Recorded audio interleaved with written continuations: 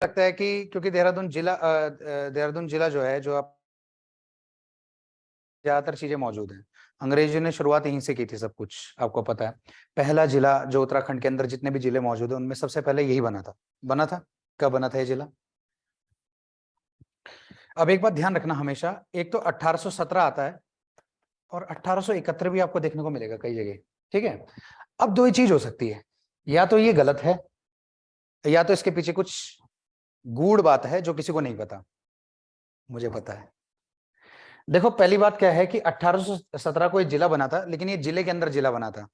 ऐसे ही असम के अंदर भी कई सारे राज्य, जो ये नॉर्थ ईस्ट के राज्य है ना सारे, ये पहले असम के अंदर हुआ करते थे, राज्य के अंदर राज्य, ऐसे एक दो राज्य हुआ करते थे जो राज्य के अंदर राज्य थे।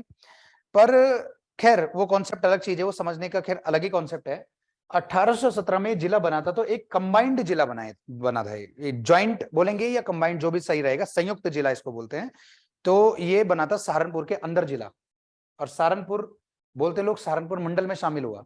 सहारनपुर मंडल 1997 में बना था। कब बना था सहारनपुर मंडल? 1997 में।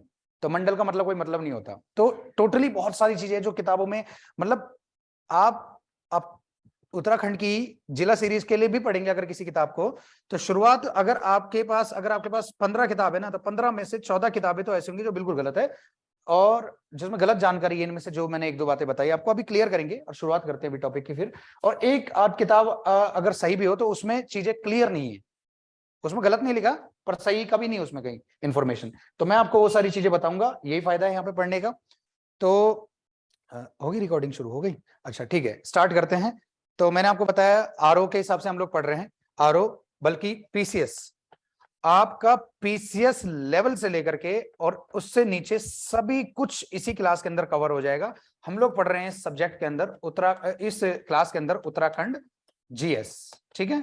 उत्तराखंड जीएस, कभी उत्तराखंड मत बोलना, लोग बोलते हैं सारे मार्केट में एक नाम चल रहा है उत्तराखंड पढ़नी, उत्तराखंड पढ़नी। उत्तराखंड कोई पढ़ने की चीज नहीं, उत्तराखंड राज्य का नाम है, उत्तराखंड जीएस है पढ़ने की चीज, सामान्य अध्ययन इसको बोलेंगे, जनरल स्टडीज। और वही मैंने आपको बताया इसके अंदर भी अगर जीएस है तो उत्तराखंड की जीएस में उत्तराखंड की हिस्ट्री, उत्तराखंड की ज्योग्राफी, उत्तराखंड की पॉलिटी, उत्तराखंड का आर्ट एंड कल्चर, जिसमें से बहुत क्वेश्चंस आते हैं, और आपका उत्तराखंड की इको, और उत्तराखंड के अंदर कोई भी परियोजनाएं वगैरह हम थोड़ा बहुत देखेंगे, और थोड़ा मिसलिनियस वाला टॉपिक इसके अंदर आता है जो कि काफी बड़ा टॉपिक है। इसके अंदर भी कई सारे छोटे बड़े टॉपिक्स हैं, तो ये हम देखेंगे।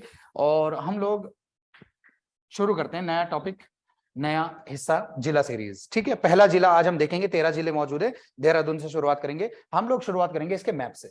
अब मैप ध्यान से देखना, हमेशा ध्यान रखना, क्योंकि मैप्स अब आगे भी बनेंगे आपके। तो एक चीज हमेशा ध्यान रखना कि मेरे साथ साथ मैप को मत बनाना, इससे एक प्रॉब्लम होगी। वो प्रॉब्लम ये होगी कि बनाते बनाते ही मैं 1 सेकंड में मिटा दूंगा, अरे यार ये गलत हो गया, और आप लोग घचड़ पचड़ करोगे कॉपी में, वो अच्छा नहीं है। हालांकि रफ कॉपी होगी पर कितनी बार बनाओगे, तो एक बार देख लो और मेरे साथ साथ चलो, और उसके बाद हम आगे बढ़ेंगे, ठीक है। तो जैसे कि मैंने आपको बताया था कि ये एक रास्ता है किसका, ये यहाँ पर आपका पड़ेगा एक शहर ऋषिकेश, प्रॉपर ऋषिकेश है। हम क्या इसको यहाँ भी क्यों बनाए ना, इसको हम बनाते हैं कि ये ऋषिकेश शहर है आपका, और ये आगे जाके फिर वही देवप्रयाग का रास्ता, टिहरी का रास्ता, ये सब कटेगा यहाँ से आगे ना। तो ये हो गया ऋषिकेश। सबसे पहले मैप में हमने सबसे पहली चीज जो देखी है वो है ऋषिकेश। चलिए बल्कि ऐसा करते हैं, पहले जरा मैं एक बार रास्ता बना लूं मोटा मोटा, और उसके बाद हम थोड़ा इसको उसमें लिखते हैं, हल्के में लिखते हैं। तो सबसे पहली जगह है वो है ऋषिकेश। दिख रहा है आप लोगों की नहीं दिख रहा? चल जाएगा काम। चलिए यहां से टर्न लिया, और सबसे पहला जो हमारा जो पड़ता है जो पर्यटन, वो पड़ेगा कालू सिद्ध। कितने सिद्ध मौजूद हैं देहरादून में? 4 सिद्ध, गुड। तो ऐसे क्वेश्चन भी आते हैं। अगला फिर पास ही में पड़ेगा थोड़ा आगे जाके लच्छी वाला, ये भी बड़ा महत्वपूर्ण पर्यटन स्थल है। ये हो सकता है कि आप लोगों के लिए आम हो, रोजमर्रा के रास्ते में आप जा रहे हो और फिर दिख गया लच्छी वाला, आप बोल रहे हो कि अरे ये थोड़ी आएगी लच्छी वाला किस जिले में मौजूद है, लेकिन आएगा। आप इस जिले के हैं, पिथौरागढ़ का कोई आम एरिया आएगा, पिथौरागढ़ वाले के लिए लोकल है वो, लेकिन वो क्वेश्चन है, ऐसे तो होता है।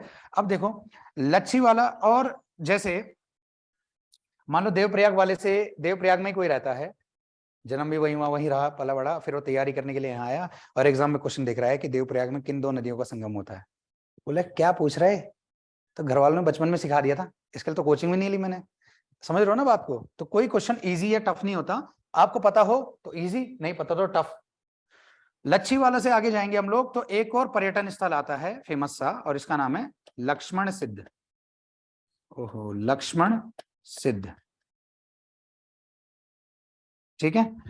और उसके बाद हमारा हर्रा वाला, मियाँ वाला, और मियाँ वाला से एक रास्ता कटेगा आपका अलग। ये रोड मैंने छोटी बता दी, अंदर की रोड है। तो ये जो है ये जाएगा आपका एक पर्यटन स्थल जिसका नाम है गुलर घाटी। ऐसा कोई खास पर्यटन स्थल तो नहीं है ये, पर ठीक है जगह आती है, इसको थोड़ा देखेंगे। यहीं इससे पहले से ही एक रास्ता और कटता है और यहाँ पे पड़ेगा आपका रायपुर। रायपुर कोई पर्यटन स्थल नहीं हुआ, लेकिन रायपुर से आगे एक जगह पड़ती है जो पर्यटन स्थल बन चुका है, धीरे धीरे डेवलप हो रहा है, उसका नाम है मालदेवता, ठीक है। तो देहरादून में हमने इसको किया, थोड़ा आगे बढ़ेंगे अब हम। तो अब आएगा प्रॉपर जगह जो कि है आपका देहरादून। आया आपका मौकमपुर, आपका जोगीवाला, फिर रिस्पना, फिर आपका धर्मपुर, और प्रॉपर आप फिर पहुंच गए जिस उस जगह का नाम है आपका देहरादून, ठीक है। देहरादून आप पहुंच चुके हैं। देहरादून से आपके कई रास्ते निकलेंगे। एक आपका आईएसबीटी की तरफ निकल जाएगा। आईएसबीटी की तरफ जाने वाले जो रास्ते हैं, यहां पर आपके कुछ एरिया पड़ेंगे, केवल बताने के लिए, ये कोई पर्यटन स्थल नहीं है। माजरा पड़ेगा, फिर आपका पड़ेगा क्लेमेंट टाउन, अंदर को जाके थोड़ा सा यहां से अंदर रोड के क्लेमेंट टाउन, क्लेमेंट टाउन, ठीक है। और अब इसके बाद यहीं पर पास में पड़ेगा आपका एक और, मैं ये है क्लेमेंट टाउन में बुद्धा टेम्पल, ये है पर्यटन। और फिर इसके बाद फाइनल डाट काली, जिसके बाद तो आप कहेंगे कोई पर्यटन स्थल यहाँ पर कोई मौजूद है नहीं। एक डाट काली मंदिर, बहुत ही फेमस मंदिर यहाँ पे मौजूद है। चलिए अब हम दूसरे रास्ते की तरफ बढ़ते हैं। एक रास्ता ये है जो जाएगा कहाँ, मसूरी, राजपुर रोड वाला रास्ता, हाँ राजपुर रोड वाला रास्ता ही हो गया। और यहाँ पर एक पर्यटन स्थल जो मैंने कल नहीं बताया था वो पड़ेगा मालसी, मालसी डियर पार्क। जू एग्जाम में आया था, देहरादून जू, मालसी डियर पार्क या देहरादून जू के बारे में पूछा गया था, एक क्वेश्चन पूछा गया था, कुछ नाम बदला गया ना इसका एक। और फिर उसके बाद फाइनल जो डेस्टिनेशन आएगा वो आएगा मसूरी, ठीक है।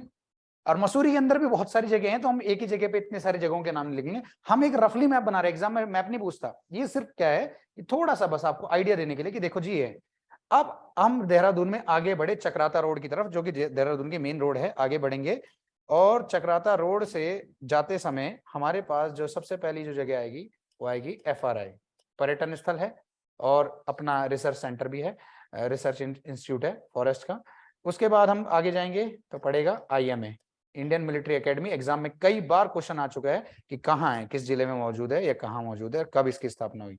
IMA के अलावा जो है आगे पड़ेगा वो महत्वपूर्ण जगह है प्रेम नगर, क्योंकि यहाँ पर ही कई सारी जगहें हमको दिखेंगी। यहाँ पर आएगा पास में ही विज्ञान धाम, ठीक है, विज्ञान धाम। और यहीं पे है माणक सिद्ध, माणक सिद्ध, और यहीं पर है आपका मांडू सिद्ध, ठीक है। प्रेम नगर वाला एरिया है, रोड से अलग अंदर वाला इलाका पूरा है प्रेम नगर है, ठीक है। आगे बढ़े हम, और फिर फाइनली हम पहुंचे, एक तो हो गया पहले सहसपुर, सहसपुर ही आएगा, सहसपुर के बाद आएगा हरबटपुर, और ये रोड थोड़ी मुड़ी बैंड हुई, और ये हरबटपुर वाला इलाका आ गया, हरबटपुर। हरबटपुर से आगे बढ़ेंगे तो सबसे पहला जो एरिया हमारे सामने निकल के आ रहा है वो है विकास नगर, गुड। विकास नगर के बाद डाक पत्थर, डाक पत्थर, और फिर आएगा आपका कालसी, गुड, कालसी। कालसी में, कालसी का पुराना नाम कालकूट। और यहाँ पे किन नदियों का संगम होता है, होता भी है कि नहीं होता, यमुना और टॉन्स का, टॉन्स का पुराना नाम। सब एग्जाम के क्वेश्चन है ये, ठीक है, सब एग्जाम के क्वेश्चन है, तो आपको ये ऐसे ही रटवा दूंगा मैं काफी सारे। तो कालसी के बाद जो अगली जगह आएगी वो सही है, बिल्कुल सही, गुड।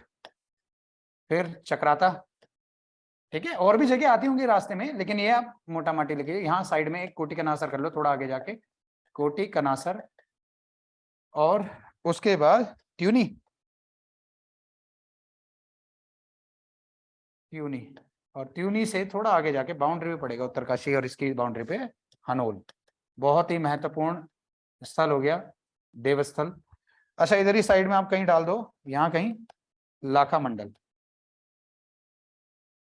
ठीक है, तो कुछ एक दो जगह नई ऐड की है मैंने, और कुछ नहीं, ज्यादातर सारा वही था। तो ये हो जाएगा ना। तो आप लोगों का कुछ चेंज करने की जरूरत है नहीं। तो मैं आप लोगों को फिर भी जितने भी यहाँ पे बैठे हैं, कोई एक दो बच्चे नए भी हैं, तो क्या करता हूं मैं, 10-15-20 सेकंड इसको देख लो, फिर थोड़ा नीचे करता हूँ, 15-20 सेकंड ऊपर वाले को देखो, एक बार देख लो इसको, चाहे जिसको बनाना है वो बना लो, और हम सीधा फिर शुरू करते हैं लिखना। ठीक है, 10-15 सेकंड।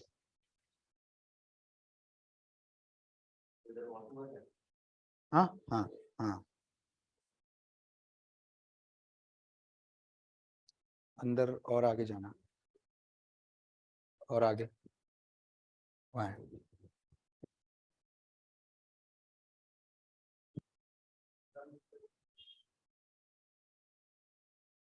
सर नीचे करना है मुझे अपना।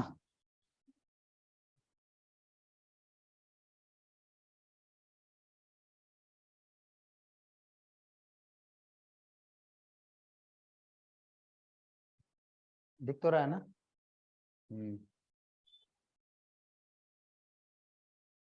तो हम सबसे पहले, मैं पहले क्या कराया करता था स्टार्टिंग स्टार्टिंग में, जब सालों पहले जब मैं पढ़ाता था, तो मैं शुरुआत करता था सबसे पहले जिले के एक कोने से शुरू करता था। ऋषिकेश को पढ़ेंगे, फिर ऋषिकेश के अंदर के एरिया को, फिर उससे आगे आगे बढ़ेंगे, कालू सिद्ध, लक्ष्मण सिद्ध, लच्छीवाला के बारे में कोई एक आध बात हो वो लिखेंगे।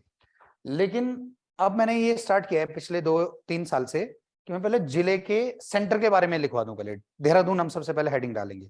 तो आप लोग जब इसको जो बना लेंगे तो सबसे पहले हेडिंग डाल देना देहरादून। पहले तो देहरादून जिला इसके ऊपर लिख ही लो आप लोग, फिर अब हेडिंग डालोगे आप लोग देहरादून। और जब देहरादून की बात कर रहे हैं तो देहरादून सिटी या देहरादून मुख्यालय की बात कर रहे हैं, हम सेंटर की बात कर रहे हैं।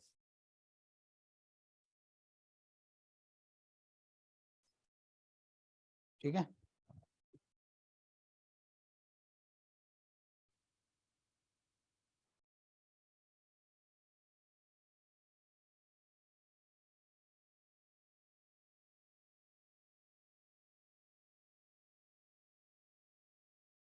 शुरू करें।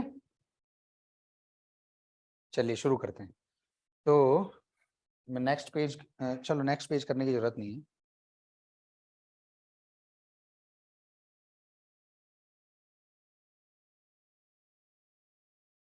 तो सबसे पहला हेडिंग रहेगा आपका, देहरादून को हेडिंग बना लो, देहरादून। शुरुआत करेंगे हम किसी भी जगह की नाम से। देहरादून, इसका नाम क्यों देहरादून पड़ा, इसकी स्थापना कब हुई, ये भी लिखेंगे। और इसके और कुछ नाम भी हैं क्या, ऐसे एग्जाम में आता है, तो इसके प्राचीन नाम लिखो जरा। प्राचीन यानी कि एंशिएंट नेम इसके हैं जो, वो क्या हैं। 2 नाम हमें लिखने हैं इसके, बड़े फेमस। एक नाम है इसका द्रोण नगरी, देहरादून का पुराना नाम द्रोण नगरी। और दूसरा जो नाम है आपका वो है पृथ्वीपुर।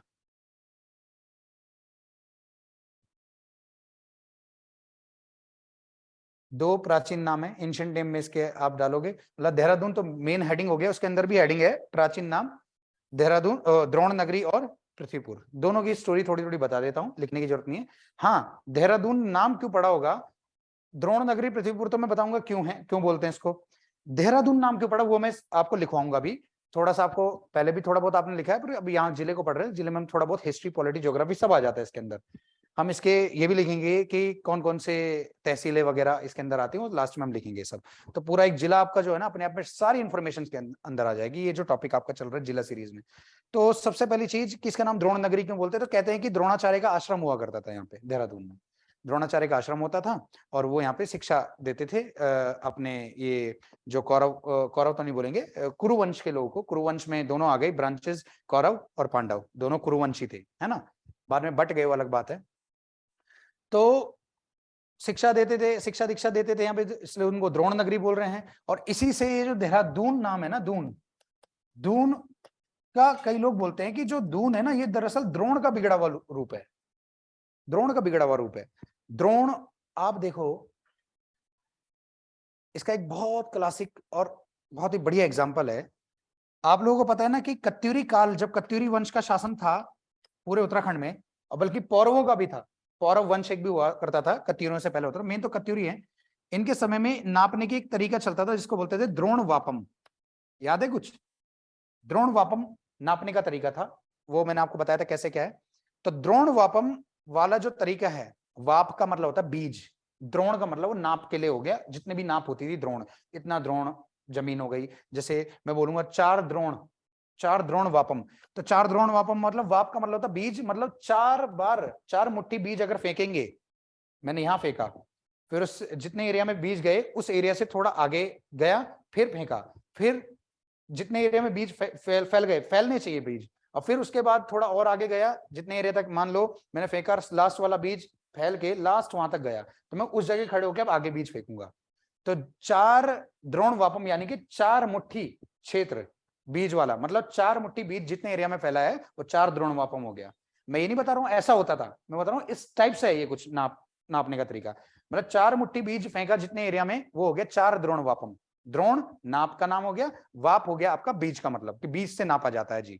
ठीक है, तो आपको पता है कि द्रोण वापम आज भी अनाज वगैरह को तोलने वगैरह के लिए दून का यूज किया जाता है। दून बोलते हैं लोग इसको, या तो दून बोलते हैं या दून बोलते हैं, और इसको इससे करते हैं वो लोग, एक धातु का होता है और इससे चावल निकालते हैं, बड़े से ड्रम के अंदर ही होता है ना, और इससे निकालते हैं चावल, आटा या जो भी निकालेंगे, चीनी, मतलब छानने तोलने तालने के लिए होता है। तो दून बोलते हैं आज भी, पहाड़ के क्षेत्रों में दून या दून शब्द चलता है, ये इसी से निकल के आया। देखो ऐसे ही बोल रहे हैं कि जैसे द्रोणाचार्य का एरिया था, तो द्रोणाचार्य से दून हो गया इसका नाम, अब द्रोण का दून हो गया। और शब्द बिगड़ने में कितना समय लगता है। कभी एक भाषा हुआ करती थी, भारत की सबसे पुरानी प्राचीन प्रसिद्ध होता संस्कृत, और संस्कृत के बाद आज क्या कितनी भाषाएं बन गई, सब संस्कृत से निकल के आई है। तो बदले हैं तो वर्ड्स बदले हैं, ऐसे ही हो गया कि एक इसका रीजन वो बताऊंगा फिर मैं, एक तो मतलब थोड़ा दिमाग में रखो उसको। तो द्रोण नगरी किसका नाम था, द्रोणाचार्य के कारण। पृथ्वीपुर कैसे आया, तो पृथ्वीपुर के पीछे एक कहानी आती है, ये एक राजा के नाम से रिलेट है जिसका नाम है पृथ्वीपति शाह। उत्तराखंड की हिस्ट्री जब हम ये सारा कवर कर लेंगे, जिला सीरीज खत्म करेंगे, फिर हम पॉलिटी पढ़ेंगे उत्तराखंड की, फिर हम आर्ट एंड कल्चर पढ़ेंगे, फिर हम जो है इकोनॉमी पढ़ेंगे यहाँ की उत्तराखंड की, और फिर उसके बाद जब मिसलिनियस वाला टॉपिक चला जाएगा जो कि बड़ा टॉपिक होगा अपने आप में, उसमें सैन्य परंपरा यानी कि रेजिमेंट्स वगैरह को, खेल रत्न पुरस्कारों को, कौन कौन से हुए, पद्मश्री पद्म भूषण या भारत रत्न किस किस को मिला, वो सारा हम मिसलिनियस में देख लेंगे सब लोगों को। तो उसके बाद पर्सनैलिटीज को देख लेंगे, तो उसके बाद हम लोग फिर उत्तराखंड का इतिहास पढ़ेंगे, तो वहां पे सब आ जाएंगे राजा। पर हल्का फुल्का देखो, एक राजा हुए जिनका नाम था महीपति शाह, सुना इनका नाम, महीपति शाह। ये जो थे बड़े पराक्रमी राजा माने जाते थे, और इनके महान सेनापति का नाम था माधो सिंह भंडारी। इनको कौन नहीं जानता, माधो सिंह भंडारी बहुत वीर पुरुष थे, माधो सिंह भंडारी इनके सेनापति थे। तो इनसे मतलब रिलेट करवा रहा हूं कि कौन है। इन्हीं के बेटे थे पृथ्वीपति शाह, इनके बेटे थे पृथ्वीपति शाह। और पृथ्वीपति शाह की माता का नाम, यानी कि इनकी वाइफ का नाम, महीपति शाह की वाइफ का नाम, यानी कि पृथ्वीपति शाह की माता का नाम था कर्णावती।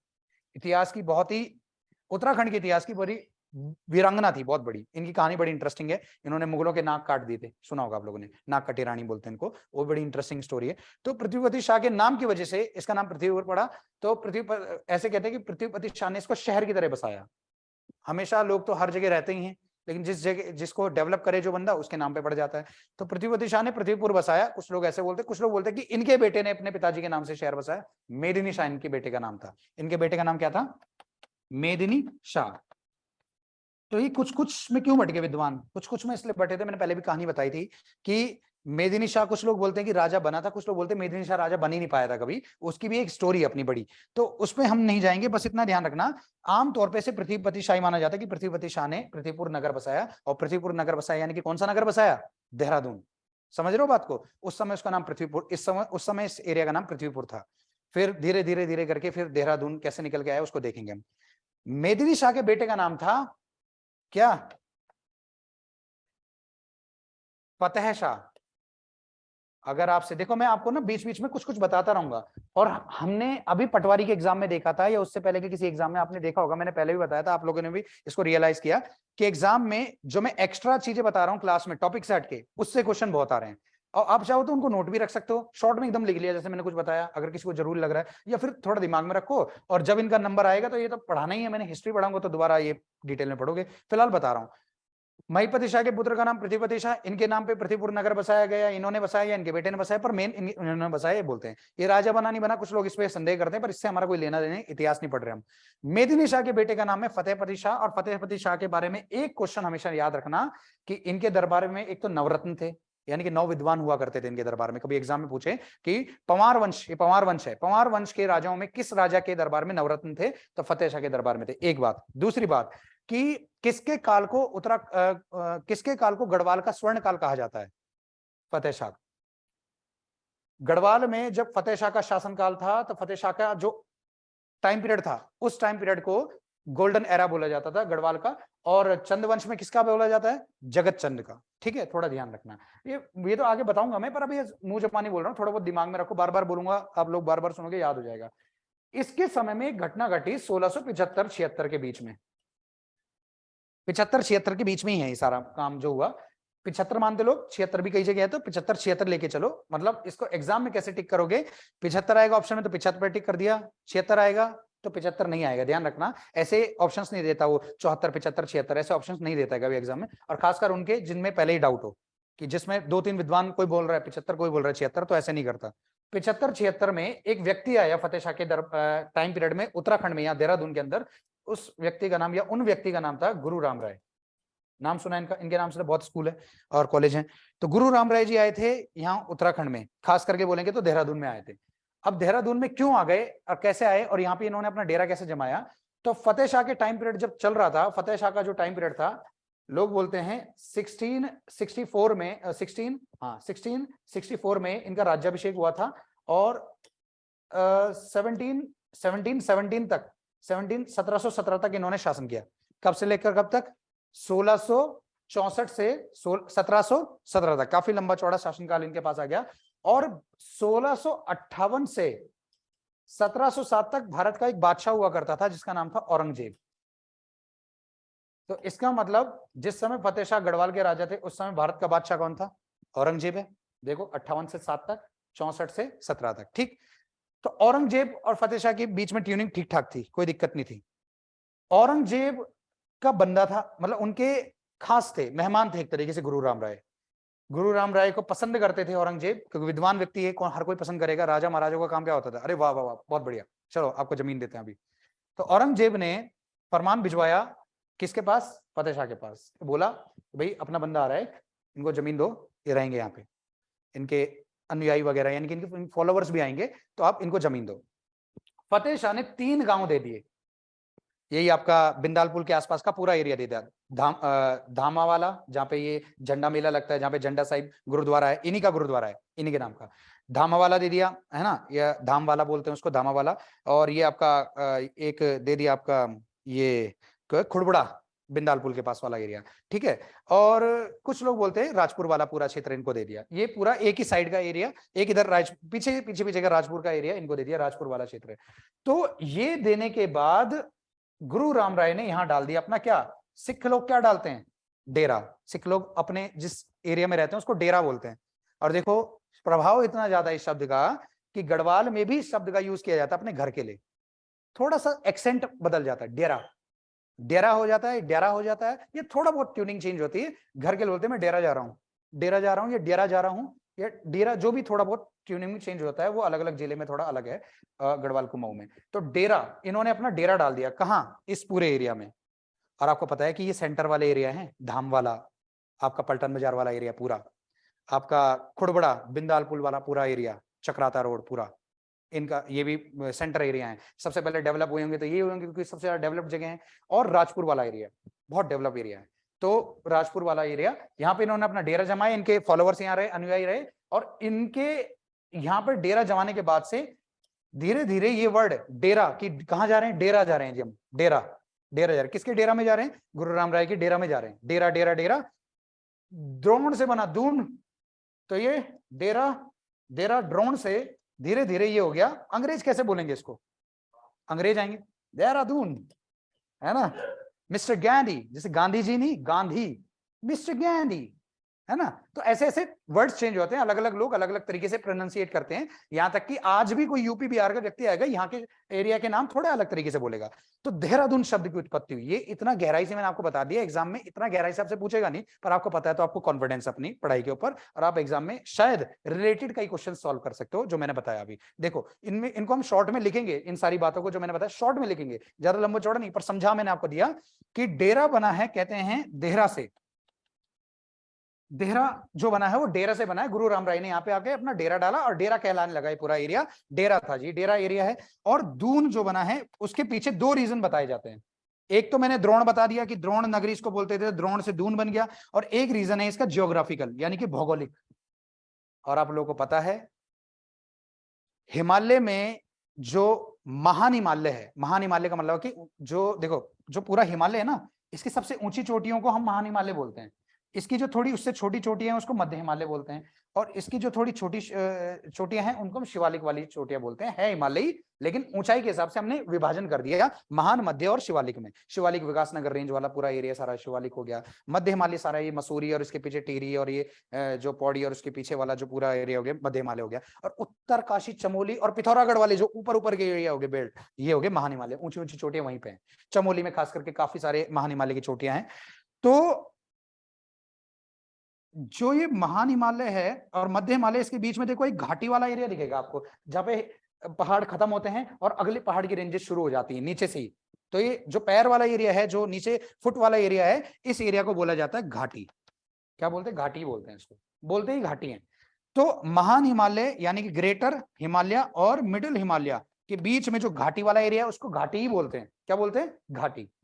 फिर एक घाटी यहाँ पे भी आती होगी महान हिमालय और शिवालिक के बीच में, ये भी तो है ना घाटी भाई, ये महान हिमालय और ये शिवालिक की रेंजेस हैं। तो बीच में जो घाटी वाला एरिया, ये भी एक घाटी है, लेकिन इसको भी घाटी बोलेंगे, इसको भी घाटी बोलेंगे तो कंफर्म नहीं पता लगेगा कि हम किसकी बात कर रहे हैं। तो इस वाली घाटी का नाम हम बोलते हैं क्या? दून, या द्वार भी बोलते हैं। कई सारे द्वार हैं, हरिद्वार, कोटद्वार, ऐसे द्वार करके और भी कुछ एक दो एरिया हैं, ठीक है। और दून भी कई सारे हैं। दून यानी कि घाटी है, हर की दून, देहरादून, पाटली दून, पचवा दून, ठीक है, कोटा दून, ये सब नैनीताल वाले एरिया में भी आते हैं। तो दून बोला जाता है किसको? मध्य Himalaya, middle Himalaya, middle Himalaya, middle Himalaya और शिवालिक के बीच की घाटी को क्या बोलते हैं? दून। और महान हिमालय और मध्य हिमालय के बीच की घाटी को क्या बोलते हैं? घाटी। वैली, वैली ऑफ फ्लावर्स यहीं पे है, इसलिए वैली ऑफ फ्लावर्स बोल रहे हैं, वैली ऑफ दून नहीं बोल रहे हैं। और नहीं, दून ऑफ फ्लावर्स नहीं बोल रहे हैं उसको, अगर यहां होता तो हम बोलते दून ऑफ फ्लावर्स। दून यानी घाटी, एक घाटी का नाम है दून। घाटी कौन सी वाली? अगर हम बोलेंगे दून तो हम कंफर्म है कि महान हिमालय और शिवालिक, सॉरी, मध्य हिमालय और शिवालिक के बीच की जो घाटियां हैं उसको दून बोलते हैं, तो वो वाला एरिया है ये। और अगर हम बोलेंगे हम घाटी, तो इसका मतलब किसकी बात कर रहे हैं? महान हिमालय और मध्य हिमालय के बीच। कोई कंफ्यूजन तो नहीं है इसमें? है ऐसा नहीं कि आपका शरीर यहाँ है और आत्मा कहीं और चली गई सुन के कि क्या बता दिया इसने। तो आपको पता लगा देहरा, दून। देहरा किससे बना? डेरा से। और दून द्रोण से, या एक ज्योग्राफिकल एरिया है या फिर एक स्टोरी है इसके पीछे द्रोणाचार्य वाली। कोई दिक्कत तो नहीं? सबको समझ में आ गया? कोई दिक्कत? चलिए, तो अब थोड़ा आप लोगों को अपने जिले के नाम के बारे में बताइए। नाम देहरादून भाई कहां से आ गया? बड़ा फेमस सा नाम है, लोग बोल रहे हैं इसको, ऐसे ही बोल दे रहे हैं, लेकिन इसके पीछे एक स्टोरी, कहानी है, और कुछ ना कुछ इस कहानी में से कोई एक पॉइंट ना पॉइंट आपको एग्जाम में पूछ सकता है। ये भी सिर्फ कुछ ना आए नाम को लेके यही आ जाए कि किसके डेरा जमाने के कारण इस जगह का नाम देहरादून पड़ा, या किस वजह से इसका नाम देहरादून। ये देहरादून नाम पड़ने के पीछे किस इसका संबंध है? गुरु राम राय का, ऐसे कुछ और दे सकते हैं। अच्छा, गुरु राम राय हैं कौन? ये कौन है? ये सिखों के गुरु हैं, लेकिन सिखों की जो परंपरा रही है ना, सिखों के गुरु की 10 गुरु रहे हैं, उन 10 गुरुओं में से एक नहीं है ये हो सकते थे जरूर। और इसके पीछे छोटी सी एक स्टोरी है, इनको भी लिंक कर देते हैं कि ये हैं कौन, इतिहास में इनको लिंक कर देते हैं, वहां पे फिट कर देते हैं, आपको क्लियर पूरा पता लग जाएगा। कुछ बच्चों को पता है पहले से। देखो 7वें गुरु थे, उनका नाम था हरि राय, और हरि राय के बेटे हैं। 7वें गुरु सिखों के 10 गुरु हैं। 10वें कौन थे? गुरु गोविंद सिंह। और पहले कौन थे? गुरु नानक देव, मेन जो है। एक 7वें गुरु हुआ करते थे जिनका नाम था हरि राय। हरि राय के बड़े बेटे थे गुरु राम राय। अरबी फारसी का ज्ञान भी है इनको, हिंदी का ज्ञान है इनको, पंजाबी का ज्ञान है इनको, और नॉलेज, विद्वान, बहुत तगड़े विद्वान। ऐसे थोड़े इनके नाम पे स्कूल्स हैं। पंजाब में भी इनके नाम के स्कूल हैं, यूपी में भी इनके नाम के स्कूल और कॉलेज हैं, लेकिन देहरादून में सबसे ज्यादा है, क्योंकि यहाँ के इन्होंने बसावट बनाई अपनी। कैसे बने, कैसे हुए, और औरंगजेब इनकी तरफदारी क्यों कर रहे, जबकि सिख और मुगलों का 36 का आंकड़ा था। और एक गड़बड़ी कहां से शुरू हो गई थी? औरंगजेब के पिताजी का नाम क्या? शाहजहां। शाहजहां के पिताजी का नाम क्या? जहांगीर। और जहांगीर के समय में मामला बिगड़ गया था। अकबर के समय में तो अच्छे संबंध थे, अकबर ने अमृतसर के लिए बहुत सारा 500 एकड़ जमीन दे दी थी, जाओ अमृतसर बसाओ अपना, उसने वो तो उसके अच्छे संबंध थे। लेकिन एक गुरु अंगद हुआ करते थे, गुरु अंगद को फांसी चढ़ा दी थी। किसने? गुरु अर्जुन देव, सॉरी अंगद बोल रहा हूँ, सिमिलर नाम हो गया, सिमिलर नाम भी नहीं है तो दिमाग मेरा, अच्छा मैं हैंग भी होता हूँ थोड़ी थोड़ी देर में ना, ज्यादा चीजें दिमाग में एक साथ चलते हैं तो हैंग हो जाता हूँ, तो उसके लिए माफी। गुरु अर्जुन देव थे, सिखों के गुरु थे, 5वें गुरु थे मेरे ख्याल से, और जहांगीर ने उनको फांसी दे दी। क्यों दे दी? क्योंकि जहांगीर के बड़े बेटे का नाम था एक खुसरो, और खुसरो ने विद्रोह कर दिया था जहांगीर के खिलाफ कि नहीं नहीं मेरे को अब राजा बनना है, मेरे को बादशाह बनना है, टाइम से पहले विद्रोह कर रहा है। अबे रुक जा, तू बड़ा बेटा, मिल जाएगी तुझे गद्दी, पर नहीं, विद्रोह करना है, किसी ने ऐसे भड़काया, विद्रोह कर दिया। विद्रोह कर दिया तो फिर उसके बाद तो भाई शाही सेना से हार गया, वो खुसरो हार गया अपने पिताजी की सेना से। जहांगीर तो बादशाह है, खुसरो तो विद्रोही है, हार गया। तो खुसरो भागा और उसने शरण ले ली किसके यहाँ? अर्जुन देव के यहाँ। अर्जुन देव गुरु लोग, अरे आ जाओ आ जाओ, आपकी रक्षा हम करेंगे। खुसरो को अपने पास बिठा दिया, टेंशन मत लो। फिर बाद में खुसरो ने सरेंडर ही कर दिया या पकड़ा गया, तो खुसरो की आंखें फोड़वा दी जहांगीर ने। अजीब आदमी था जहांगीर भी, अपने ही बेटे की आंखें फोड़ा दी। अब है विद्रोही है वो, बेटा भी नहीं रहा, विद्रोही कभी भी दोबारा षड्यंत्र कर सकता है, उसकी आंखें फोड़वा दी। बाद में खुद उसका इलाज भी करवा रहा है, कभी लाइफ में दोबारा इलाज नहीं मिल पाया उसको, उसने बहुत उसकी आंखों की रोशनी वापस लाने की कोशिश की, पर अब जब कर दिया था खुद ही, तो पिताजी ने ज्यादा गुस्सा कर दिया थोड़ा। खुसरो की आंखें फोड़वा दी, अर्जुन देव को फांसी दे दी। तूने हमारे विद्रोही को शरण दी, कल को और हमारा दुश्मन होगा तो तुमको शरण देता रहेगा। अर्जुन देव की फांसी के बाद से ही सिखों के और मुगलों के संबंध हो गए खराब। शाहजहां के समय में भी ऐसा रहा, और औरंगजेब के समय में बहुत दिक्कत रही। आपको पता है औरंगजेब के समय में जो है ये हरि राय का नाम, पहले ये हरि राय 7वें गुरु का टाइम चल रहा है इस समय, शुरुआत के टाइम पीरियड में, औरंगजेब जब राजा बनी, बादशाह बना हुआ ही है। तो हरि राय के बड़े बेटे गुरु राम राय, ये भी नफरत करते हैं मुगलों से, लेकिन गुरु राम राय कहते हैं टहलते टहलते एक दिन दिल्ली चले गए, और दिल्ली में किसी ने परिचय करवाया, लेके गए, बड़ा विद्वान आदमी है, बादशाह खुश होंगे, चले गए दरबार में। दरबार में गए, औरंगजेब के साथ बातचीत में इन्होंने उनकी भाषा में बातचीत भी कर ली। अरे सिख है, गुरु है और नॉन मुस्लिम है, और उसके बावजूद हमारी लैंग्वेज में बात कर रहा है, और बड़ी बड़ी विद्वानों वाली बातें सारी इन्होंने बता दी, थोड़ा अपना दिमाग लगा लिया। औरंगजेब खुश। 1 महीना औरंगजेब ने इनको मेहमानदारी में रख लिया, 1 महीना मेहमानदारी में रखा। फिर गुरु राम राय जी 1 महीने बाद वापस आ रहे हैं घर हरि राय के पास, पिताजी का, पिताजी में आ गया। पिताजी ने बोला कहां से आ रहा है? मुगलों के पास से, भाग वहीं से, निकल यहां से, आज के बाद मैं तेरे को अपने उत्तराधिकार से वंचित करता हूं। मतलब इन्होंने गुरु बनना था 8वां, लेकिन ये नहीं बन पाए, और हरि राय ने अपने 5 साल के बेटे को अपना उत्तराधिकारी घोषित कर दिया, 5 साल के बेटे को, और इनको बोला आप जाइए मुगलों के पास रहो, तुम्हें पता नहीं कौन है मुगल, क्या किया था उन्होंने हमारे गुरु के साथ, 5वें गुरु के साथ, ये सब चीज। और गुरु राम राय को बेदखल कर दिया, जायदाद से भी, अपने उत्तराधिकार से भी हट गए। और इनके कुछ फॉलोअर्स थे जो इनसे बहुत ज्यादा प्रभावित थे, तो ये अपने फॉलोअर्स को लेकर के आ गए, और औरंगजेब की जिम्मेदारी बनती थी, इसकी वजह से इनको हटाया गया। तो औरंगजेब ने फिर फतेह शाह को बोला, और फतेह शाह ने फिर उनको जमीन दे दी। सारी कहानी लिंक हो गई, गुरु राम राय कौन है पता लग गया, कोई दिक्कत? चलिए अब लिखना शुरू कीजिए। प्राचीन नाम हो गया। अब आप क्या लिखेंगे? लिखिए लिखिए इतिहास, हेडिंग डालिए इतिहास, शॉर्ट शॉर्ट में एक दो लाइन में लिखेंगे, ज्यादा नहीं। इतिहास। जरा 1 मिनट, कॉल भी आ रहा है किसी का, मैं काट देता हूं। इतिहास तो लिखिए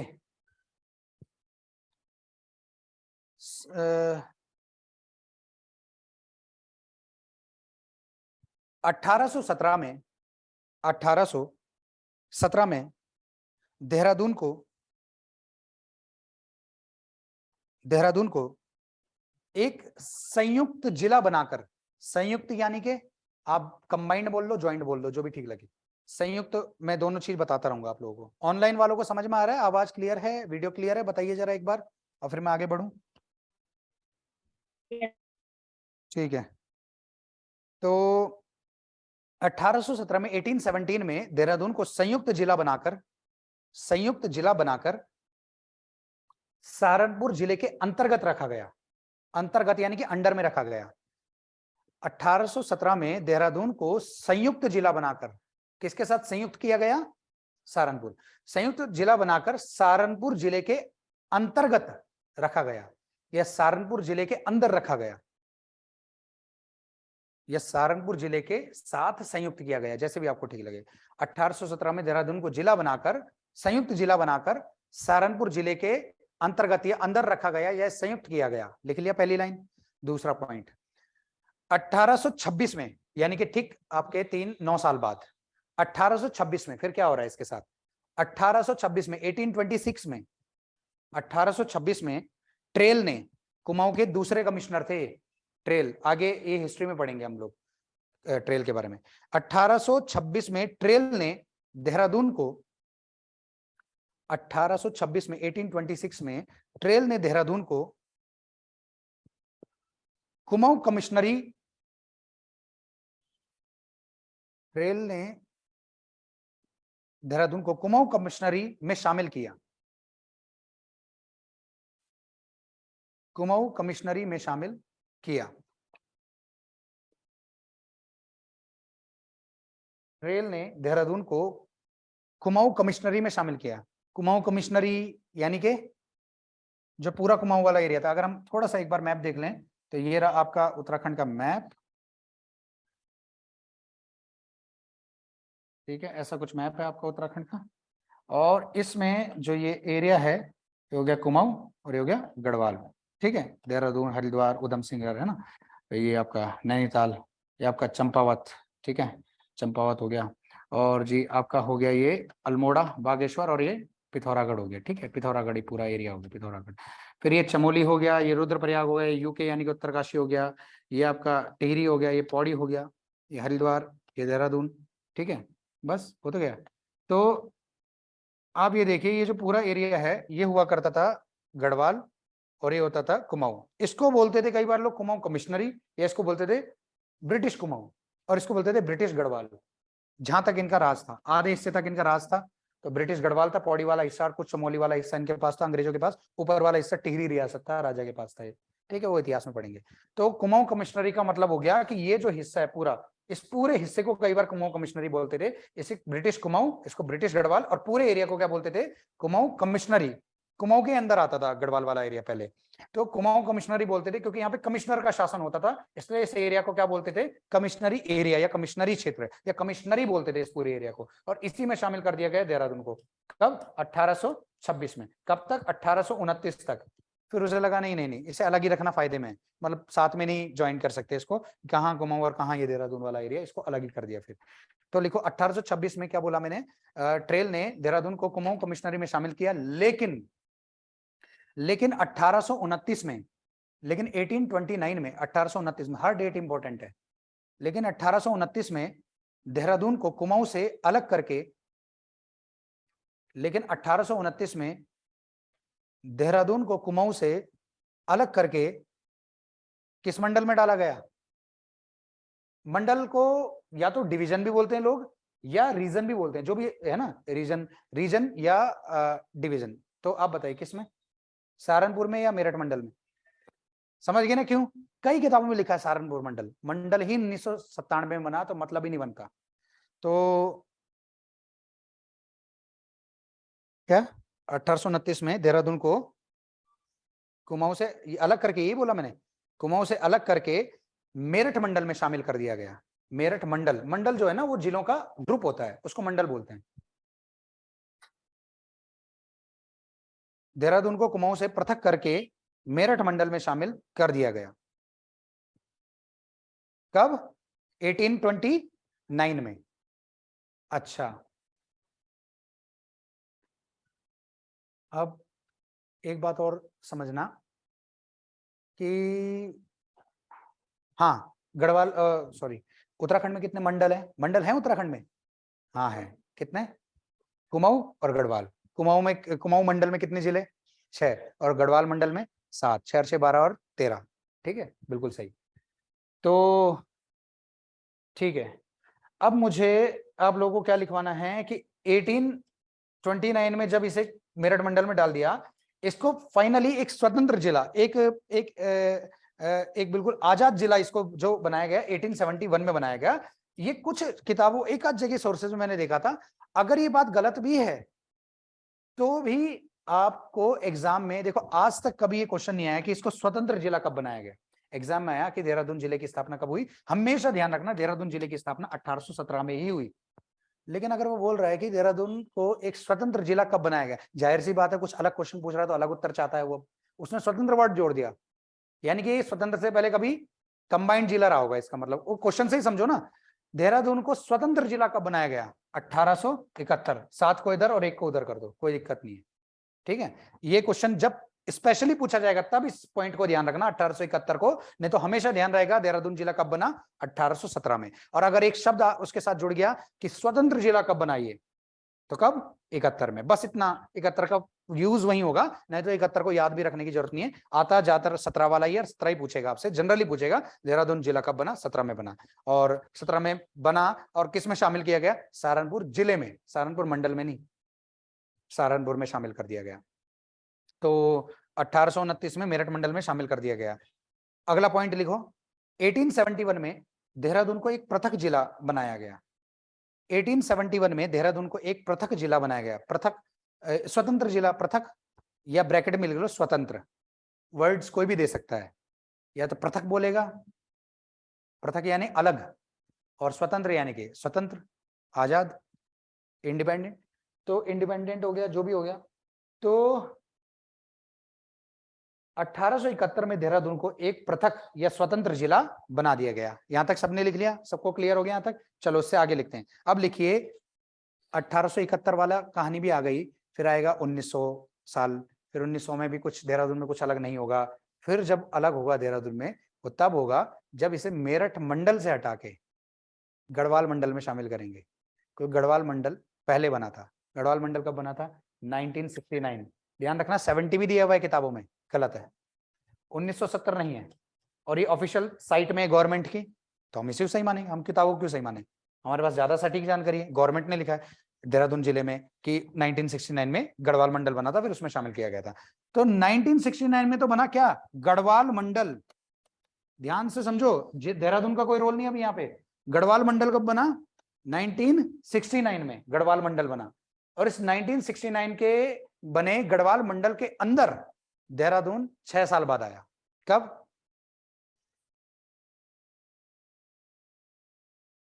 ठीक है, एक अच्छा खासा ईयर है, याद रहना चाहिए। एग्जाम में ये कई बार पूछा गया है, और अगर आपसे पूछे डिटेल में तो 4 जून याद रखना, नहीं तो कम से कम ये तो ध्यान रखना, ये 2 डेट वेरी वेरी इंपॉर्टेंट है, अब तक की सबसे इंपॉर्टेंट डेट। क्योंकि और जो है वो भी इंपॉर्टेंट है कि देहरादून को जिला कब बनाया गया, 17 में बनाया गया, 1817 में, इंपॉर्टेंट है, लेकिन बहुत ईजी भी हो गया, वो कोई नहीं यार पूछेगा यार आपसे। लेकिन ये बहुत पूछा जाता है, इसमें कंफ्यूज होने का चांस है, किताबों में अलग अलग भी दिया हुआ है। तो गढ़वाल मंडल कब बना, 1969 में। और गढ़वाल मंडल के अंदर देहरादून को कब शामिल किया, 1975 में। अभी हम लिखेंगे तरीके से। एक चीज और, जब गढ़वाल मंडल कर ही दिया, क्योंकि एक मंडल हमने कर दिया, एक ही मंडल और बचा, इसका भी बता दो कब बना, कुमाऊं मंडल कब बना, जो बताएगा। 1912 में, 1800,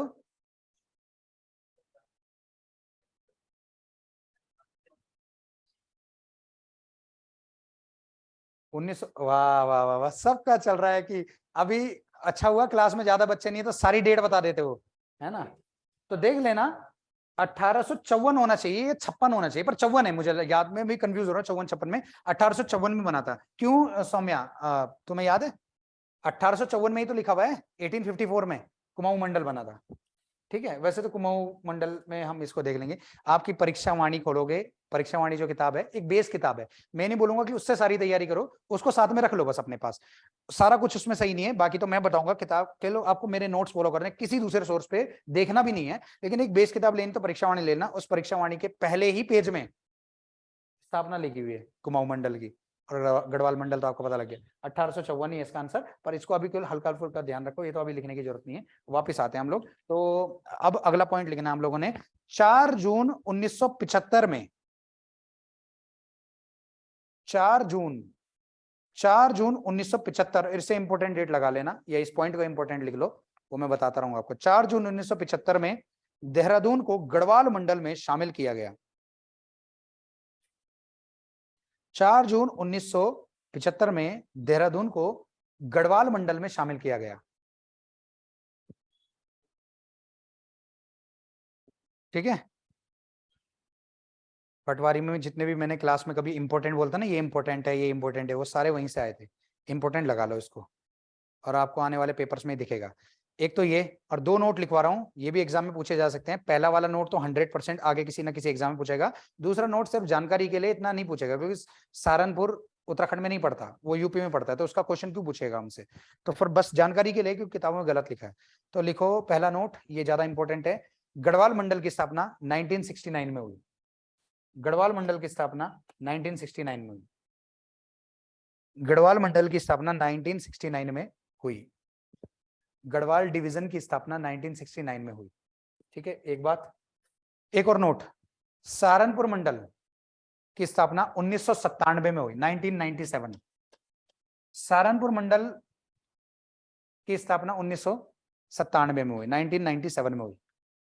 तो उत्तराखंड के जितने भी जिले मौजूद है ना, उनमें से एक जिला जरूर है जो सहारनपुर मंडल के अंदर रहा। राज्य बनने से पहले हरिद्वार, हरिद्वार सहारनपुर का हिस्सा हुआ करता था सन 2000 तक, 97 से लेके 2000 तक हरिद्वार सहारनपुर का हिस्सा, और 2000 बनने के बाद हरिद्वार अपने पास आ गया, गढ़वाल मंडल में शामिल हो गया।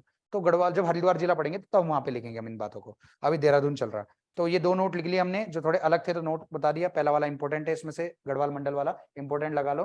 देखो, दो साइन आपने यूज करने, इंपॉर्टेंट इंपॉर्टेंट भी क्या लिखोगे, एक ऐसा साइन बना लो और एक स्टार वाला साइन बना लो। स्टार का मतलब होगा, दोनों में से आप खुद चूज कर लेना, इनमें से एक साइन बना लो प्रीवियस पेपर का, जो प्रीवियस यानी कि जो पिछले पेपर्स में आया है, पुराने क्वेश्चन है जो किसी पेपर में आया, वो तो इंपॉर्टेंट हो गई होगा, तभी तो आया, इंपॉर्टेंट ही तो आ रहा है एग्जाम में। तो ये एग्जाम में आ चुका है, कई बार रिपीट भी होते हैं क्वेश्चन, तो ये स्टार वाला या ये वाला बना लो प्रीवियस पेपर वाला, और एक बना लो ये कौन सा वाला कि एग्जाम में आया तो नहीं, पर आने के पूरे पूरे चांसेस है, इंपॉर्टेंट है तो मिलेगा। और ऐसे मिलते हैं क्वेश्चन जो मैं आपको बताता हूँ, वो बहुत सारे आते हैं। तो ये इंपॉर्टेंट का हो गया साइन और ये प्रीवियस पेपर का हो गया, दोनों इंपॉर्टेंट मिला के थोड़ा फोकस ज्यादा करोगे इन क्वेश्चन पे। अगला पॉइंट लिखिए जल्दी से, राज्य गठन के बाद, राज्य गठन के लगभग, ऐसे लिखो, राज्य गठन के लगभग एक महीने पहले, बड़ी इंपॉर्टेंट जानकारी है, ध्यान रखना, राज्य गठन के लगभग एक महीने पहले ही, राज्य गठन के लगभग एक महीने पहले ही, अच्छा राज्य गठन कब हुआ? हाँ, ये तो मतलब ऐसा है कि बहुत ही बेसिक ध्यान रखना आप लोगों को, है ना। तो 9 नवंबर सन 2000 को राज्य गठन हुआ हमारा, ठीक है, राज्य का गठन हुआ। इसके एक महीने पहले कौन सा महीना था? बस, और ये भी वही है, बस ये हो जाएगा 5, यानी कि 5 अक्टूबर सन 2000 को ये घोषणा की गई कि देहरादून राजधानी बनेगी, इसकी अस्थायी राजधानी रहेगी। मतलब 9 नवंबर को नहीं घोषणा कर रहे हैं, एक महीना पहले कर दी थी, ये डेट बड़ी इंपॉर्टेंट हो गई। अभी तक एग्जाम में आया नहीं क्वेश्चन, लेकिन 100% कभी ना कभी दिखेगा, बड़ा इंपॉर्टेंट क्वेश्चन है, पॉइंट है। तो लिखो, मैंने क्या बोला, राज्य गठन के लगभग एक महीना पहले, एक महीना रफली बता दिया ताकि दिमाग में भी रहे, कभी अगर डेट ना याद रहे तो एक महीना दिमाग में रहे। राज्य गठन के लगभग एक महीना पहले, एक महीना पूर्व ही या पहले ही, 5 अक्टूबर सन 2000 को, 5 अक्टूबर सन 2000 को, 5 अक्टूबर सन 2000 को देहरादून को, देहरादून को उत्तराखंड की अस्थायी राजधानी घोषित किया गया, बनाया नहीं, घोषित, घोषणा की गई बस इस दिन। 5 अक्टूबर सन 2000 को देहरादून को राज्य की अस्थायी, देहरादून को, ये बोला मैंने, देहरादून को उत्तराखंड की अस्थायी, देहरादून को उत्तराखंड की अस्थायी राजधानी घोषित किया गया। ठीक है, कोई दिक्कत तो नहीं। अब एक पॉइंट आएगा फिर से जो दूसरे जिले का होगा, पर नोट है यहां पे उसका होना बड़ा जरूरी है, क्योंकि अब तक सब कुछ अच्छा चल रहा था ऐसे ही, लेकिन अभी 3 साल पहले एक नई घोषणा हुई, है ना, गैरसैंण वाली, जब त्रिवेंद्र सिंह रावत जी जश्न मना रहे थे कि हमने तो गैरसैंण को ग्रीष्मकालीन राजधानी घोषित कर दिया, है ना। तो जब राज्य बन रहा था तो उत्तराखंड क्रांति दल का बहुत बड़ा रोल था राज्य बनाने में, ये बात सच है, कोई झुटला नहीं सकता। आज उनकी हालत खराब है, अलग बात है। इस पार्टी की बड़ी योगदान था उत्तराखंड क्रांति दल का, और उन्होंने हर बार ये बात क्लियर की थी कि अगर राजधानी बनेगी तो पहाड़ में बननी चाहिए, तभी पहाड़ का विकास होगा। सही बात भी थी वो, गैरसैंण को हमेशा बोलते थे गैरसैंण राजधानी रहनी चाहिए, रहनी चाहिए। तो वो 2020 तक नहीं हो पाया काम। फाइनली त्रिवेंद्र सिंह रावत जी ने बहुत सारी चीजों से ध्यान हटाने के लिए, और बहुत सारे उस समय मामले भी बहुत सारे चल रहे थे, उस समय फॉरेस्ट गार्ड का घपला भी हुआ था, 3 साल पहले भी हुआ था, जब अनशन वगैरह भी चला था यहाँ पे बहुत ज्यादा, पंत वगैरह का। और तो उस समय उन्होंने एक घोषणा की कि ये कोरोना काल के आसपास की बात है कि देहरादून, गैरसैंण जो है वो उत्तराखंड की ग्रीष्मकालीन यानी कि समर जो है कैपिटल रहेगी। तो उसका थोड़ा सा हम यहाँ पे नोट में लिख लेते हैं, जानकारी दे देते हैं कि एक राजधानी है तो एक ये भी है। अब तो लिखिए नोट, 8 जून, कब? 8 जून, साल कौन सा? 2020। 8 जून सन 2020 को 8 जून सन 2020 को, ये 8 जून 2020 को, बस के कुछ टाइम बाद इनको रफा दफा भी कर दिया गया है ना। इन्होंने दरअसल देवस्थान स्थानम बोर्ड का बहुत ज्यादा विरोध हुआ, वहां पे बहुत ज्यादा गड़बड़ हो गया था इनके साथ, तभी हटे थे। 8 जून सन 2020 को, 8 जून सन 2020 को गैरसैंण को, 8 जून सन 2020 को गैरसैंण को उत्तराखंड की ग्रीष्मकालीन राजधानी, गैरसैंण को, गैरसैंण कहां, चमोली, गैरसैंण को उत्तराखंड की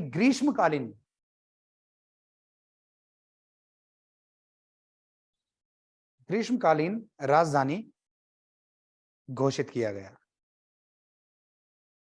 ठीक है, तो ये हमने इतिहास लिखा, लेकिन मॉडर्न हिस्ट्री लिखी हमने इसकी।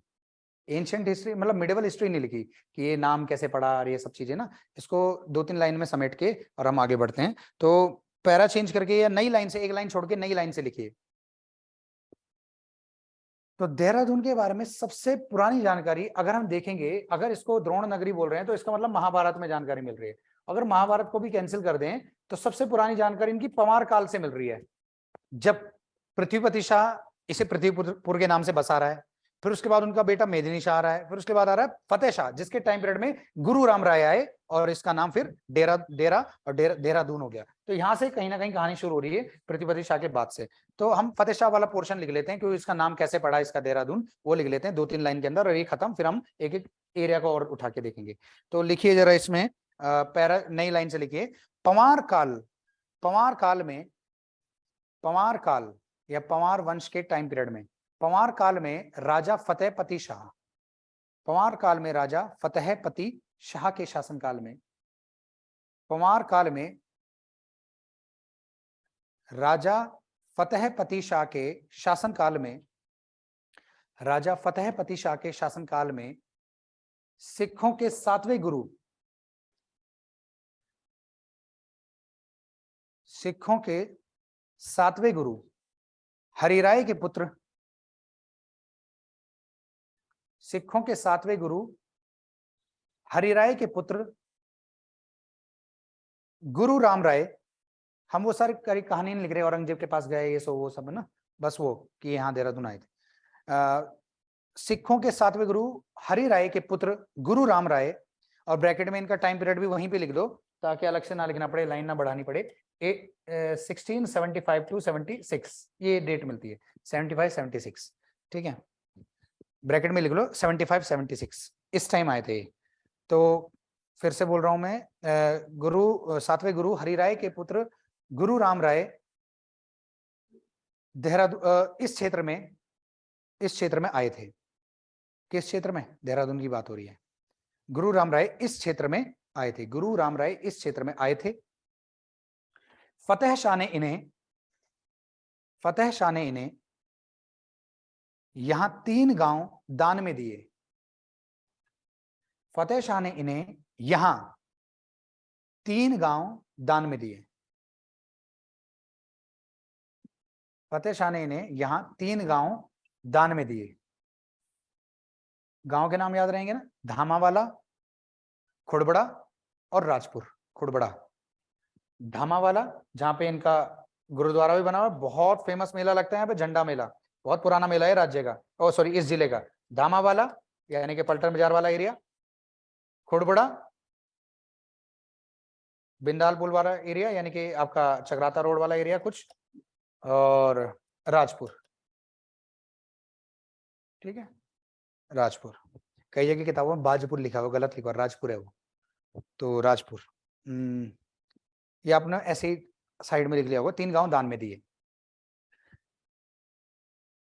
जिसके बाद गुरु राम राय ने यहां अपना डेरा डाला। जिसके बाद गुरु राम राय ने यहां अपना डेरा डाला।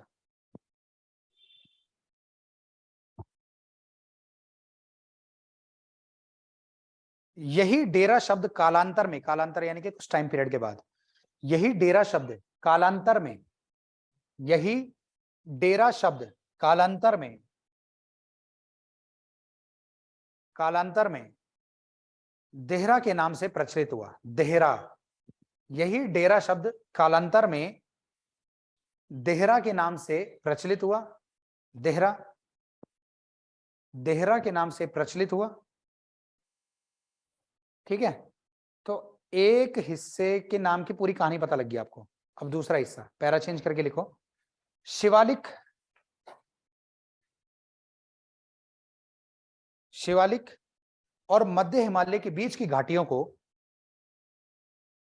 शिवालिक और मध्य हिमालय के बीच की घाटियों को, आपने कहीं भी कुछ भी लिखा हो पहले से, यहां पे इसको लिखना जरूरी है, जिला चल रहा है। शिवालिक और मध्य हिमालय के बीच की घाटियों को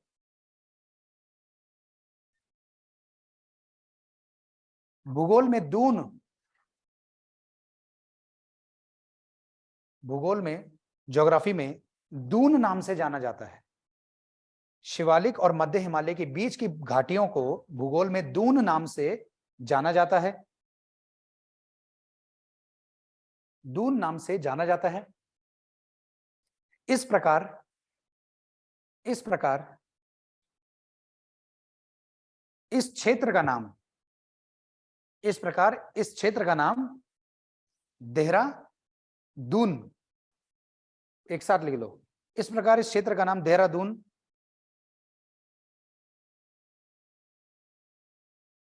के रूप में, इस क्षेत्र का नाम देहरादून के रूप में अस्तित्व में आया, इस क्षेत्र का नाम देहरादून के रूप में अस्तित्व में आया। ठीक है जी।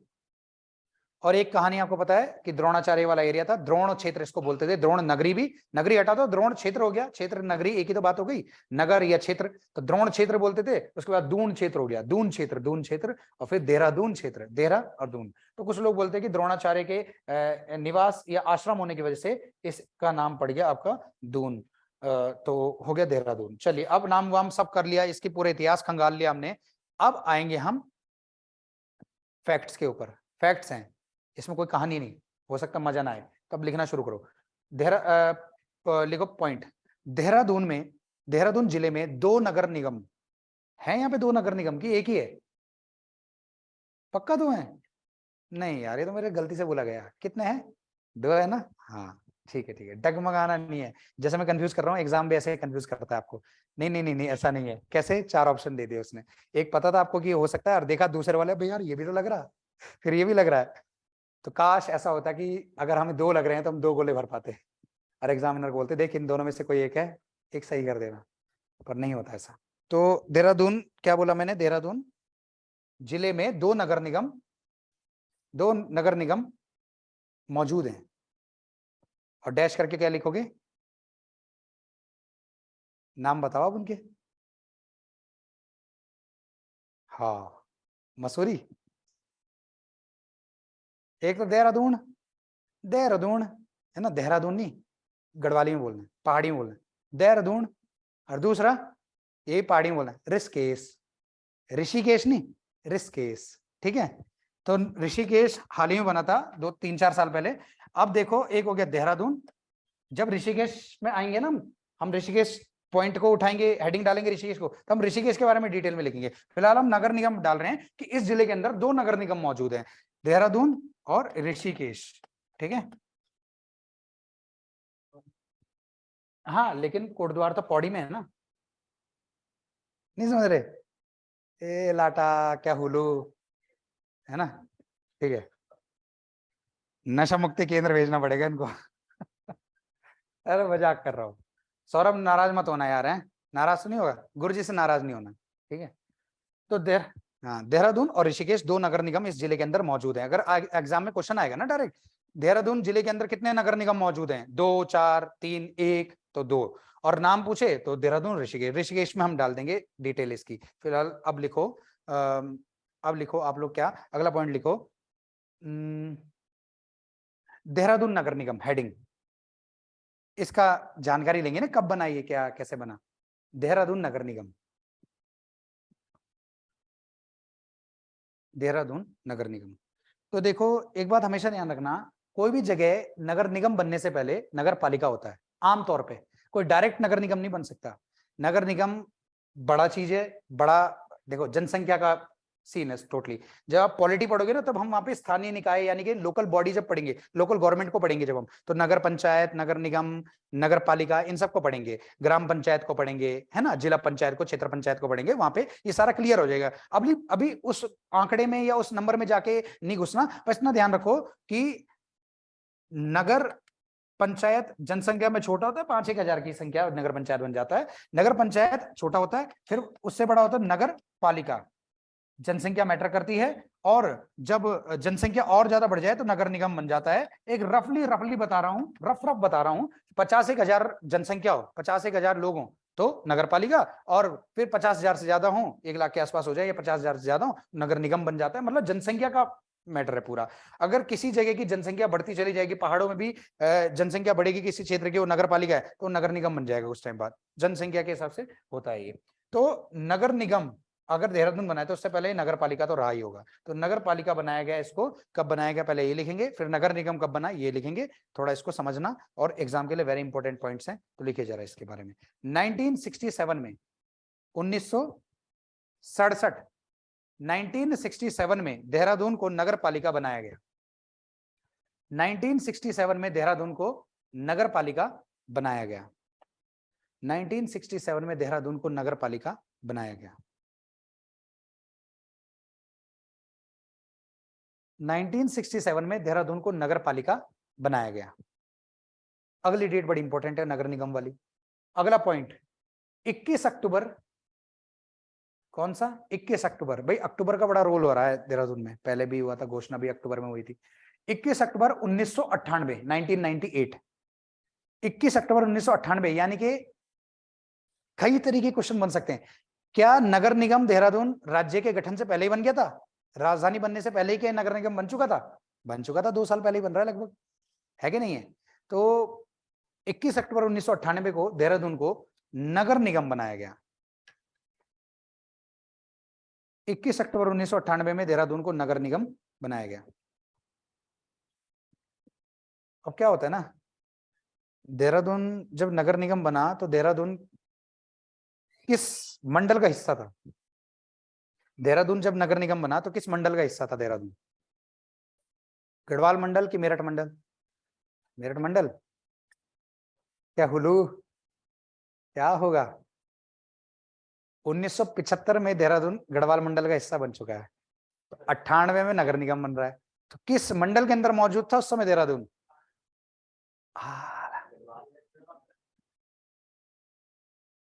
सॉरी नहीं, इसके लिए तो गरुड़ पुराण में अलग से सजा है, बता तुम्हें, कंफ्यूज हो रहे हो। देखो ऐसे ही तो होता है एग्जाम में, सब पता होता है आपको, पर वो है। 1969 में क्या बना? हाँ रिवाइज करो। 1975 में क्या हो गया? इस गढ़वाल मंडल में देहरादून शामिल हो गया। 1998 में नगर निगम बना देहरादून। क्या बना? देहरादून नगर निगम, सोनो निगम नहीं, नगर निगम। 1998 में देहरादून नगर निगम बन गया है, और किसके अंदर रहते हुए? गढ़वाल मंडल के अंदर रहते हुए। और जब जो ये देहरादून नगर पालिका बना तब किस मंडल का हिस्सा था? कुछ भी एग्जाम में क्वेश्चन आ सकता है। मेरठ मंडल का हिस्सा था उस समय, क्योंकि देखो 75 से पहले मेरठ मंडल में था, और आपको पता है 1967 में क्या बन रहा है? ये नगर पालिका, ये तो है। देहरादून नगर पालिका कब बना? 1967 में। उस समय देहरादून किसका हिस्सा था? मेरठ मंडल का, और 75 में जाके गढ़वाल मंडल का हिस्सा हुआ ये देहरादून। कंफ्यूजन हो रहा क्या? हो रहा है? क्लियर है? 67 में जब ये नगर पालिका बना उस समय मेरठ के अंदर मौजूद था, 75 में जाके मेरठ से हट के गढ़वाल में आ गया देहरादून, और 98 में नगर निगम बन रहा था, गढ़वाल मंडल का हिस्सा है। लेकिन ओवरऑल ये गढ़वाल मंडल का हिस्सा बने चाहे मेरठ मंडल का हिस्सा बने, है सारा का सारा यूपी, क्योंकि राज्य नहीं बना था तब तक, पूरा उत्तराखंड यूपी के अंदर था, यूपी के अंदर था। तो इसका उस समय नगर निगम बनाया गया, तो उस हिसाब से बनाया गया नगर निगम कि यूपी में एक और नगर निगम बना दिया गया, एक नगर निगम बढ़ गया यूपी में। समझो, मैं कुछ आगे की बात बताने वाला हूं तो इसलिए इंपॉर्टेंट है जो बता रहा हूं, ध्यान समझो। 1998 में यूपी सरकार ने इसको नगर निगम बना दिया देहरादून को। अब सन 2000 में ये राजधानी बन चुका है, इसका स्टेटस थोड़ा अलग हो गया, यहाँ पे बसावट और यहाँ की वैल्यू थोड़ी अलग तरह की होगी। ये मुख्यालय बन गया है जिले का भी, और पूरे उत्तराखंड राज्य का भी मुख्यालय बन गया, राजधानी यानी कि मुख्यालय, सेंटर बन गया। तो इसके नगर निगम की पुनर्स्थापना की गई 2003 में। एग्जाम के लिए बहुत इंपॉर्टेंट है, ध्यान रखना। उत्तराखंड सरकार ने 2003 में देहरादून नगर निगम की पुनर्स्थापना की। मतलब स्थापना थी, दोबारा स्थापना की, मतलब पहले से था फिर दोबारा स्थापना की विधिवत तरीके से, अपने तरीके से, जैसा उसको चाहिए था। समझ रहे हो बात को? क्योंकि अब ये देहरादून सिर्फ एक नगर निगम नहीं है, अब ये राजधानी बन चुका है। 3 साल बाद इसकी दोबारा स्थापना कर दी नगर निगम के रूप में, थोड़ा इसका अलग तरीके से, अपने तरीके से स्थापना की, और कुछ नहीं है। तो पुनर्स्थापना बस ध्यान रखना। तो लिखो अगला पॉइंट। लास्ट क्या लिखा था आप लोगों ने? नगर निगम बनाया गया। अगला लिखो, सन 2003 में, सन 2003 में बड़ी इंपॉर्टेंट डेट है भैया, सन 2003 में, सन 2003 में उत्तराखंड राज्य सरकार ने, उत्तराखंड राज्य सरकार ने, सन 2003 में उत्तराखंड राज्य सरकार ने, ओहो ये कोई जाके वापस आया क्या? सन 2003 में उत्तराखंड राज्य सरकार ने देहरादून नगर निगम की पुनर्स्थापना की। रीस्टैब्लिश बोलेंगे इसको कि कुछ और बोलेंगे? पुनर्स्थापना सही है। मिला जुला अगर आप लोग लैंग्वेज मन में लेके चलेंगे ना, बहुत अच्छा सा कॉन्फिडेंस आता है ना पढ़ाई को लेके। तो 2003 में उत्तराखंड राज्य सरकार ने, अच्छा बहुत सारी चीजें लिंक हो जाती है, जैसे पता लगता है आपको, पता है कि सन 2000 में ना एक मुख्यमंत्री बन गए थे यहाँ पे, इंटरिम बने थे, अंतरिम बने थे, वो थे आपके नित्यानंद स्वामी। फिर भगत सिंह कोश्यारी बने, जो इस समय कहाँ के राज्यपाल हैं? महाराष्ट्र, महाराष्ट्र के, गोवा तो अंडर में आ जाता है, महाराष्ट्र की। 2002 में उत्तराखंड के अंदर पहले चुनाव हुए, फर्स्ट इलेक्शन हुए, और पहली बार इलेक्शन होने के बाद किसकी सरकार बनी? कांग्रेस की। और मुख्यमंत्री कौन बने? नारायण दत्त तिवारी। ज्यादा अच्छा नाम है इनका, नौछमी नारायणा, जो बोला इनको नरेंद्र सिंह नेगी ने, इनको नौछमी नारायणा बोल दिया। तो नारायण दत्त तिवारी कांग्रेस के तरफ से मुख्यमंत्री बने, 2007 तक ही रहे। तो देखो ना, एक चीज बताई ना मैंने, तो अब इसे एक दिमाग में रखना, अगर ये आपको याद है ना, 2002 से 2007 तक कांग्रेस की सरकार थी, नारायण तिवारी मुख्यमंत्री थे, अगर क्वेश्चन घुमा फिरा के कुछ भी पूछ ले कि किस सरकार के समय, या किस मुख्यमंत्री के समय, या किस मुख्यमंत्री ने इसको नगर निगम की पुनर्स्थापना की है, कुछ है, सब नाम इनका आ जाएगा, कांग्रेस या नारायण दत्त तिवारी का आ जाएगा। कोई दिक्कत? मतलब 2003 में अगर इसका पुनर्स्थापना की जा रही है तो कौन कर रहा है? कांग्रेस कर रही है। ये कौन कर रहे हैं? मुख्यमंत्री। कौन? नारायण दत्त तिवारी। मतलब मैं लिखवा नहीं रहा हूं, मैं बोल रहा हूं कि अगर एक चीज पता आपको तो 50 क्वेश्चन बना के दे दे, आपको सब पता लग जाएगा। अच्छा ये पता कब लगेगा आपको, ये कब लिखवाना है मैंने? ये लिखवाऊंगा मैं आपको पॉलिटी में, है ना, जब विधानसभा चुनाव वगैरह सब पढ़ेंगे वहां पे। तो अब अगला पॉइंट लिखिए आप लोग, देहरादून लिखिए, देहरादून, नोट लिख लो इसको, ये इंपॉर्टेंट है एग्जाम के लिए, बड़ा बड़ा इंपॉर्टेंट नोट है। देहरादून सर्वाधिक जनसंख्या वाला नगर निगम है। उत्तराखंड में इस समय कितने नगर निगम है? 9। 9 मतलब नहीं, 9 यानी कि 9। अभी हाल ही में क्वेश्चन में भी आया था। तो कुछ लोग अभी भी 8 मानते हैं श्रीनगर को, कुछ लोगों ने क्या है ना, राज्य के जो आंकड़े हैं ना आए थे अभी कुछ समय पहले, उसमें श्रीनगर को शामिल नहीं किया गया। प्रोसेस होता है कि उसको राज्य के अंदर गजट के अंदर शामिल करने का, एक समय लगता है उसको उसको स्टैब्लिश करने का। पर नगर निगम बन चुका है, श्रीनगर नगर निगम बना है अभी हाल ही में। श्रीनगर कहां? पौड़ी में। तो 9 नगर निगम इस समय मौजूद हैं, और इन 9 में से एक नगर निगम जो सबसे ज्यादा जनसंख्या वाला है वो कौन सा है? देहरादून। इन 9 के 9 में से सबसे ज्यादा जनसंख्या वाला नगर निगम कौन सा है? देहरादून है। सबसे ज्यादा जनसंख्या इधर की है। तो देहरादून और जनसंख्या हम कहां पे देखेंगे? यानी घुसाएंगे, सेंसस में देखेंगे। ठीक है, तो लिखिए देहरादून सर्वाधिक जनसंख्या वाला नगर निगम है। अच्छा, सर्वाधिक जनसंख्या वाला नगर निगम है। अगला पॉइंट लिखिए, ये नोट था, ठीक है। अगला लिखिए, नगर पालिका। हमने ऋषिकेश को क्यों नहीं लिखा? दूसरा नगर निगम भी तो मौजूद है। हमने देहरादून के बारे में इसलिए लिखा क्योंकि हम देहरादून को कंप्लीट कर रहे हैं, ऋषिकेश शुरू होगा, फिर ऋषिकेश से कालू सिद्ध पढ़ेंगे, सारा आ जाएगा ना। जब ऋषिकेश को पढ़ेंगे तो वहां पे लिखेंगे ऋषिकेश नगर निगम कब बना। फिलहाल नगर पालिका के बारे में आ जाओ। नगर पालिका कितनी मौजूद है यहाँ पे? बताया मैंने अभी? बताया तो नहीं ना? अब तुम लोग बताओगे।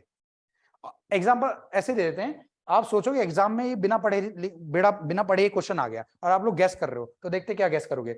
देहरादून के अंदर, जिले के अंदर कितने नगर पालिका मौजूद है? नगर निगम तो 2 हो गए, देहरादून और ऋषिकेश। 2, 4, 5, 6।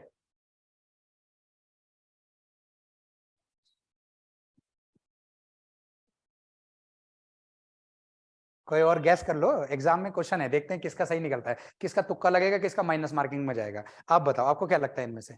पता तो है नहीं तो मैं बताऊंगा। हाँ 6 लग रहा है आपको, 5 लग रहा है। अब सब गेम खेलेंगे अक्कड़ बक्कड़ में। वो आपको क्या लगता है रेणु? 5 आपको? अरे गैस करना है भाई, तुम एग्जाम में क्वेश्चन आएगा, देखते तुम्हारा तुक्का कितना सही जाता है। 4 लग रहा है, और तुम्हें क्या लग रहा है शबनम?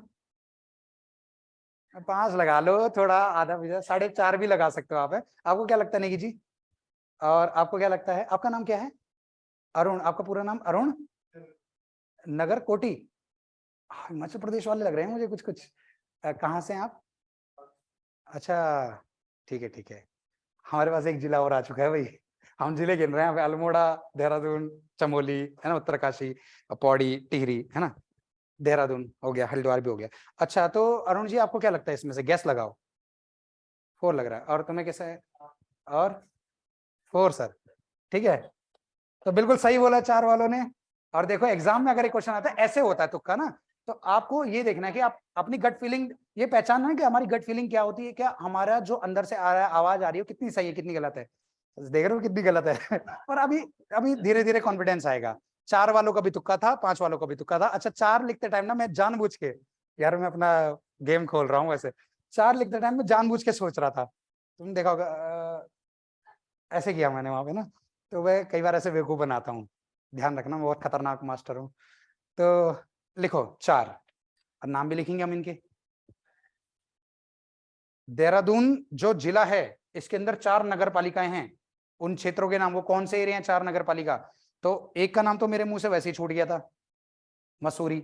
मसूरी नगर पालिका है। और आपको कैसे याद रह सकता है? कुछ नहीं करना, आप जब मसूरी की तरफ जाओगे ना, कोटाल गेट से ऊपर और फिर शिव मंदिर से आगे जाके, तो आपको ऊपर ही लिखा मिलेगा मसूरी नगर पालिका में आपका हार्दिक स्वागत है। बस हो गया, एक नगर पालिका याद होगी। मसूरी कैसे नहीं होना भाई, इतना डेवलप्ड एरिया है मसूरी। डोईवाला, डोईवाला, विकासनगर, हरबटपुर, ठीक है। मसूरी, डोईवाला, विकासनगर और हरबटपुर।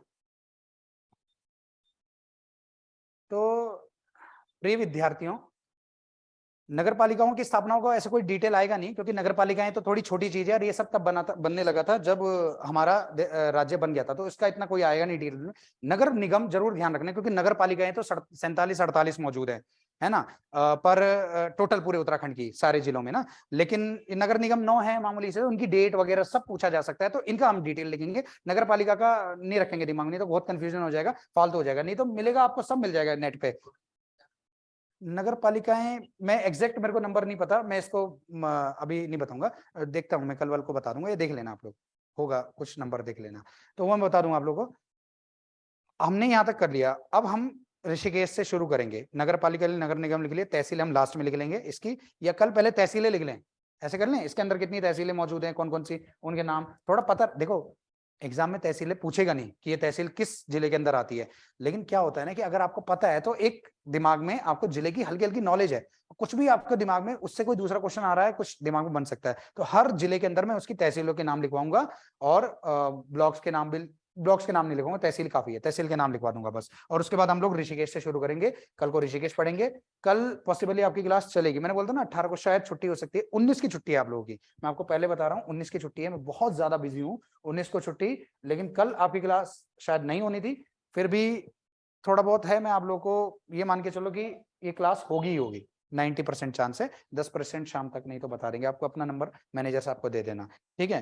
होगी आपकी क्लास वैसे कल, ठीक है, जनरली क्लास आपकी होगी, और कल पढ़ेंगे हम बाकी वाला हिस्सा। देहरादून को सेंटर को हमने खत्म कर दिया आज, ठीक है। चलिए आज के लिए इतना ही, कल मिलते हैं बच्चों आपसे, ठीक है।